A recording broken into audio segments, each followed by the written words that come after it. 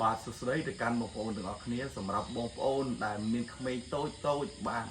ឧស្សាហ៍ក្តៅខ្លួនរាក់ក្អួតបាទនោះគេហៅថាជំងឺ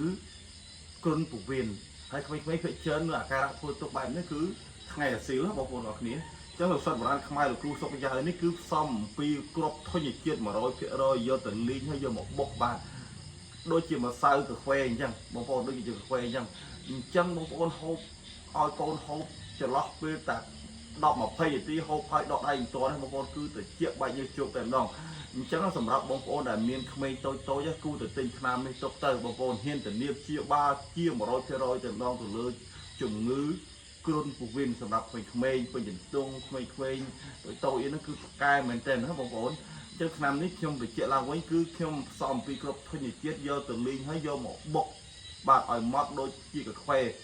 ហើយក្លិននេះគឺដូចកាហ្វេចឹងតែម្ដងចឹងទី1ខ្ញុំនិយាយនេះមិនមែនថាខ្ញុំអួតថ្នាំខ្ញុំបកែថ្នាំពេទ្យមិនបកែទេណាបងប្អូនសម្រាប់បងប្អូនដែលកុំឲ្យចំណាយលុយលើឧទាហរណ៍បងប្អូនចំណាយលើពេទ្យ20-30 ម៉ឺនបាទដាក់សរោមល្មមទៅជាចាយពេលយូរដែរ